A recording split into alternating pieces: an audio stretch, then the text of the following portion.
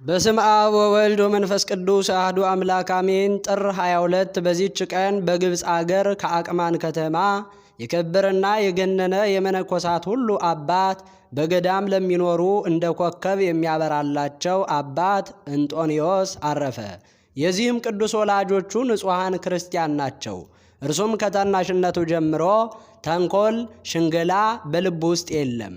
ከወላጆቹም ጋራ ወደ ቤተ ክርስቲያን ሂዶ በቆረበ ጊዜ ከሕፃናት ጋራ በመጫወት ከቶ አይሳሳቅም ነበረ። ጥቂት ባደገም ጊዜ ራሱን ዝቅ አድርጎ ለወላጆቹ ይታዘዝ ነበረ። 7 ዓመት በሆነው ጊዜ የቤተ ክርስቲያንን መጻሕፍትን ተማረ። ያን ጊዜም የእስክንድርያ አገር ሊቀ ጳጳሳት አባ ቴዎናስ የተሾመበት ዘመን ነበረ። የእንጦንዮስንም ወሬውን ሰምቶ መልእክተኞችን ልኮ ወደ እርሱ አስመጣው።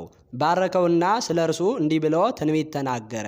ይህ ሕፃን በእግዚአብሔር ፊት ታላቅ ይሆናል፣ ዜናውም በዓለሙ ሁሉ ይወጣል። እጁንም በላዩ ጭኖ ዲቁና ሾመው። ከዚህ በኋላ ወላጆቹ በሞቱ ጊዜ ታናሽ ብላቴና እህት ትተውለት ነበረ። ከ7 ወር በኋላ እንደ ልማዱ ወደ ቤተ ክርስቲያን በሄደ ጊዜ የመንፈስ ቅዱስ ፍቅር በልቡ አደረበትና በሐሳቡ በዓለም የሚሰራውን ሁሉ አባቶቻችንን ሐዋርያትን ሁሉን የዓለምን ሥራ ትተው የጌታችንን ኢየሱስ ክርስቶስን እንዴት እንደተከተሉት በሐዋርያት ሥራ መጽሐፍ እንደተጻፈ ጥሪታቸውንም እየሸጡ የሽያጩን ዋጋ በሐዋርያት እግር ስር ያኖሩትን አሰበ። እግዚአብሔር በሰማያት ያዘጋጀላቸው ዋጋቸው ምን ያህል ይሆን አለ። ይህም ሐሳብ በልብ ውስጥ የሚመጣ የሚወርድ የሚወጣ ሆነ። ከዚያ በኋላ ወደ ቤተ ክርስቲያን ሄደ። የክብር ባለቤት ጌታችን በከበረ ወንጌል ለባለጸጋው የተናገረውን ሰማ፣ እንዲህ ሲል ፍጹም ትሆን ዘንድ ከወደድክ ሂድ፣ ጥሪትህን ሁሉ ሽጠህ ለድሆች ስጥ፣ በሰማይም ታላቅ ድል አደርገው ዘንድ መጥተህም ተከተለኝ። ከእግዚአብሔርም ዘንድ ይህንን ልዩ ሐሳብ አግኝቶ ይህ ቃል ስለ እርሱ እንደተነገረ አሰበ። በዚያን ጊዜ ከቤተ ክርስቲያን ወጣ። ለአባቱም ያማረ ሰፊ ምድር ነበረው። ለሀገሩም ሰዎች ሰጣቸው። ለእርሱ የተውለትንም ጥሪታቸውን ሁሉ ሽጦ ለድሆችና ለችግረኞች ሰጣቸው። እህቱንም ወስዶ ከደናግላን ገዳም አስገባት። በዚያም ወራት የምንኩስና ሥርዓት አልተገለጸም ነበረ። እግዚአብሔርንም ለማገልገል የሚሻ ከመንደር ጥቂት ወጣ ብሎ ብቻውን በመቀመጥ በጾም በጸሎት ተወስኖ ይጋደል የነበረ እንጦንዮስም እንዲሁ አደረገ። ሰይጣናትም በስንፍናና በዝሙት ጦር የሚወጉት ሆኑ። በሕልሙም የሴት ገጽ በማሳየት አብራውም እንደምትተኛ ያደርጉበታል። ከዚያ በኋላ በባሕር ዳርቻ ወዳለች የመቃብር ቤት ሂዶ በዚያ የሚኖር ሆነ። በላዩ ባደረ በእግዚአብሔር ረድኤት በተጋድሎ በረታ። ምግቡንም ከዘመዶቹ ወገን ያመጡለት ነበረ። ሰይጣናትም ሲጋደል አይተው ቀኑበት። ታላቅ ድብደባንም ደብድበው ጥለውት ሄዱ። ዘመዶችም ሲመጡ እንደ ሞተ ሆኖ ወድቆ አገኙት። ተሸክመውም ወደ ቤተ ክርስቲያን ወሰዱት። ጌታችንም አዳነው። በነቃም ጊዜ ወደ ቦታው ተመልሶ ይጋደል ዘንድ ተጋድሎውን ጀመረ። በዚያንም ጊዜ ሰይጣናትን ወደ እርሱ ሲመጡ አያቸው። በአራዊት አምሳል በአንበሶችና በተኩላዎች የተመሰሉ አሉ፣ በእባቦችና በጊንጦችም የተመሰሉ አሉ። ያስፈሩትም ዘንድ አንዱ በላዩ ተነሳሱ። እንጦንዮስም በእኔ ላይ ለእናንተ ሥልጣን ካላቸው ከእናንተ አንዱ ያሸንፈኝ ነበረ ብሎ ዘበተባቸው። ወዲያውኑ እንደ ጢስ ተበተኑ። በሰይጣናት ላይ ድልን እግዚአብሔር ሰጥቶታልና ሰይጣናትም ከሚመጡበት መከራና ስቃይ አረፈ። ምግቡንም በየዓመቱ 2 ጊዜ ያበስላል፣ በፀሐይም ያደርቀዋል። ወደ በዓቱም ማንም እንዲገባ አያሰናብትም። የሚሻውም ሁሉ በውጭ ቆምና ድምፁን ይሰማል እንጂ 20 ዓመትም እንዲህ ታላቅ ተጋድሎን የተጋደለ በገድል ተጠምዶ ኖረ። ከዚያ በኋላ ፍጹም የሆነ እግዚአብሔርን በመፍራትና አምልኮቱን ለሰዎች ሁሉ ያስተምር ዘንድ እግዚአብሔር አዘዘው። ስለዚህም ወደ ፍዩም አገር ወጥቶ ብዙዎች ደቀ መዛሙርትን ሰብስቦ አስተማራቸው፣ በእግዚአብሔር ሕግ አጸናቸው። ደቀ መዝሙሮቹ በውስጣቸው የሚኖርባቸው ብዙዎች ገዳማት ተሰሩለት። ስለ ሃይማኖትም ስደት በሆነበት ወራት በሰማዕትነት መሞቱን ወዶ ወደ እስክንድርያ አገር ሂዶ በክብር ባለቤት በጌታችን ኢየሱስ ክርስቶስ ስም ታመነ። ከቶ አልያዙትም። በክርስቶስም ስም የታሰሩ እስረኞችን በመጎብኘት ቢያረጋጋቸውና ቢያጽናናቸውም አልያዙትም። መኮንኑም እንደማይፈራ ባየው ጊዜ ከፍርድ አደባባይ ውስጥ እንዳይታይ አዘዘው። እርሱ ግን ሁልጊዜ መታየቱን አልተወም። እንዲያሰቃየውና በሰማዕትነትም እንዲሞት የሚያስቆጣውን ነገር ይናገረው ነበረ። መኮንኑም በእርሱ ላይ ምንም ክፉ ነገርን አላደረገም፣ አምላካዊት ኃይል ከልክለዋለችና። ሊቀ ጳጳሳት ጴጥሮስ ለሰማዕታት ፍጻሜ ሆኖ የመከራ ወራት ካለፈ በኋላ እንጦኒ ወደ ገዳሙ ተመለሰ። ይህም በአምላክ ፈቃድ ሆነ። የሚለብሰው ማቅ ነበረ። በዘመኑም ሁሉ ገላውን በውሃ አልታጠበም። ብዙዎች በሽተኞችም ወደ እርሱ ይመጣሉ፣ በላያቸውም ሲጸልይ ይድናሉ። ብዙዎች ሕዝቦችም ትምህርቱን ሊሰሙ ወደ እርሱ ሲመጡ ባያቸው ጊዜ ብቻውንም ይኖር ዘንድ እንዳልተውት አይቶ ከእነርሱ ስለሚያደርገው ነገር ልቡ እንዳይታበይ ፈራ። እነርሱ ወደማያውቁት ቦታ ወደ ላይኛው ግብፅ ይሄድ ዘንድ ወዶ ወደ ባሕርም ወደብ ደርሶ በመርከብ እየጠበቀ ተቀመጠ። ከሰማይም ወደ እርሱ ቃል መጣ፣ እንዲህ አለው፣ እንጦንዮስ ሆይ ወዴት ትሄዳለህ? ከዚህስ ምን ትሻሻለህ? አለው። እርሱም ብዙዎች ወደ እኔ ስለሚመጡ እንደምፈልገው ለብቻ መኖር ነው፣ አልተቻለኝም። ስለዚህም ወደ ላይኛው ግብፅ እሄድ ዘንድ ወደድኩ አለ። ያም ቃል መልሶ እንዲህ አለው፣ ወደ ላይኛው ግብፅ ብትሄድ ድካምህ ደግሞ እጥፍ ይሆናል። ብቻህን መኖር ከወደድክ ግን የ3 ቀን ጎዳና ያህል ወደ ውስጠኛው በረሃ ተጓዝ። በዚያንም ጊዜ በዚያች ጎዳና ሊጓዙ የሚሹ የአረብ ሰዎችን አያቸው። ወደ እርሳቸውም ሂዶ አብሯቸው፣ እነርሱም በደስታ ተቀበሉት። ወደ አንድ እጅግ ረጅም ወደሆነ ተራራ እስከሚደርስ የ3 ቀን ጎዳና ተጓዘ። በዚያም የጠራና የቀዘቀዘ ውሃ አለ። ደግሞም የሰሌን የተምር እንጨቶች መቃዎችም በብዛት አሉበት። እንጦንዮስም ያንን ቦታ ወደደው። አረቦችም ምግቡን የሚያመጡለት ሆኑ። ብዙዎች የከፉ አራዊትም ነበሩ። በጸሎቱም እግዚአብሔር አስወገዳቸው። ወደዚያም ቦታ ከቶ አልተመለሱም። አንዳንድ ጊዜም ወደ ባሕሩ ዳርቻ በመውጣት ደቀ መዛሙርቶቹን ጎብኝቶና አረጋግቶ በበረሃ ውስጥ ወዳለው ቦታ ይመለሳል። ከዚያ በኋላ በጻድቁ ንጉሥ ቆስጠንጢኖስ ዘመን ዜናው በተሰማ ጊዜ በጸሎቱ ያስበው ዘንድ ንጉሡ እየለመነው ደብዳቤ ጻፈለት። የከበረ እንጦንዮስ ግን ወደ ንጉሥ ደብዳቤ ዘወር አላለም። ለወገኖቹ እንዲህ አላቸው እንጂ የንጉሠ ነገሥት ደብዳቤ እነሆ በላያችን ይነበባል። ወንድሞችም እንዲህ ብለው ለመኑት፣ ይህ ንጉሥ የክርስቲያንን ወገኖች የሚወድ ጻድቅ ሰው ነው። ደብዳቤ ጽፈህ ልታጽናናው ይገባል። ከዚህ በኋላ እያጽናናውና እየባረከው ቤተ መንግስቱንና ሰራዊቱንም እየባረከ ጻፈለት።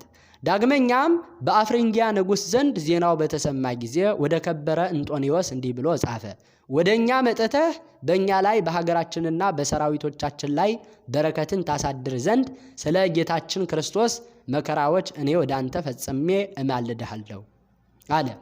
የከበረ እንጦንዮስም ይህንን በሰማ ጊዜ እጅግ አዘነ።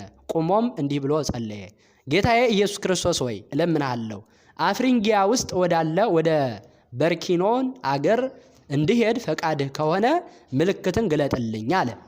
ነገር ግን ያንተ ፈቃድ ይሆን ይህንን ባለ ጊዜ ብርህት ደመና መጣች። በዚያም ሰዓት ተሸክማ ወደ አፍሪንጊያ አገር አደረሰችው። ንጉሡም ደስ አለው። ሕዝቡና ሰራዊቱም ሁሉ በሽተኞችንም አቀረቡለትና ሁሉም ፈወሳቸው። የጽድቅና የሕይወትን መንገድ እያስተማራቸው ከእነርሳቸው ዘንድ 6 ወር ኖረ። በእሁድ ዕለት ያች ብርህት ደመና ተሸክማ ወደ ገዳሙ ታደርሰውና ከልጆቹ ጋር ተገናኝቶ ያረጋጋቸዋል። በማግስቱም ዳግመኛ ተሸክማ ወደ አፍሪንጊያ አገር ተመልሰዋለች።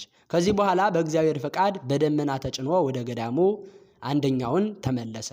በአንዲት ዕለት ስንፍና መጣበት፣ እንዲህ የሚለውም ቃል መጣ፣ ታይ ዘንድ ወደ ውጭ ውጣ። በወጣ ጊዜም መልአኩን አየው። በላዩም የምንኩስና ልብስ አለ፣ መታጠቂያ ቅናት፣ የመስቀል ምልክት ያለው ቀሚስ፣ በወገቡም አስኬማ፣ በራስ ቁር አምሳልም በራሱ ላይ ቆብ አለ። እርሱም ተቀምጦ ሰሌን ይታታል። ከዚያም ተነስቶ ይጸልያል። ዳግመኛም ተቀምጦ ሰሌኑን ይታታል። በየሰዓቱም እንዲህ በማድረግ ይጸልያል። ሁለተኛም እንዲህ የሚል ቃል ወደ እርሱ መጣ፣ እንጦንዮስ ሆይ እንደዚህ ሥራ አንተም ከስንፍና ከሰይጣን ጦርነት ታርፋለህ።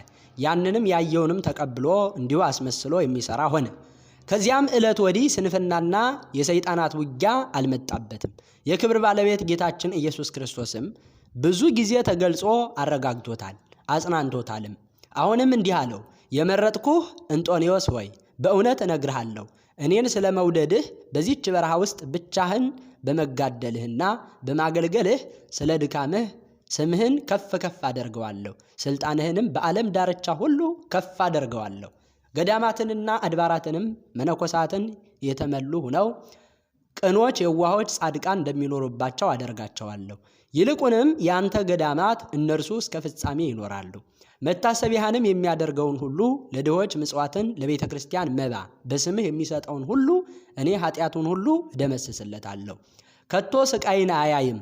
በውስጡ ሥጋ የሚቀበርበትም ገዳም እጅግ ከፍ ከፍ አደርገዋለሁ። በውስጡም እንደ መላእክት የሆኑ ደጋጎች መነኮሳት እንዲኖሩበት አደርጋለሁ። ከእርሳቸውም እስከ ዓለም ፍጻሜ አለቃ የሚሆን አይታጣም። የምድር ነገሥታት መሳፍንትና ሹማምንት ለገዳማትና ፈለጋህም ለሚከተሉ ልጆችህ እጅ መንሻ ተሸክመው እንዲመጡ አደርጋለሁ። ጌታችንም ይህንን ከተናገረው በኋላ ከእርሱ ዘንድ ወደ ሰማይ በታላቅ ክብር አረገ። አባ እንጦኒም ፈጽሞ ደስ አለው። ከዚያ በኋላ ስለ ቤተ ክርስቲያን መፍረስ እንዲህ ብሎ ትንቢት ተናገረ። መናፍቃን በላዩዋ ይሰለጥናሉ፣ ከዚያ በኋላ ወደ ቀድሞ ስርዓቷ ትመለሳለች። ዳግመኛም ስለ መነኮሳት እነርሱ እጅግ እንደሚበዙ ገዳሞቻቸውንና አድባራቶቻቸውን በመተው ወርደው ከአላውያን መካከል በከተሞቻቸውና በቦታዎች ውስጥ እንደሚኖሩ ስለ ዓለም ፍጻሜም ትንቢት ተናገረ።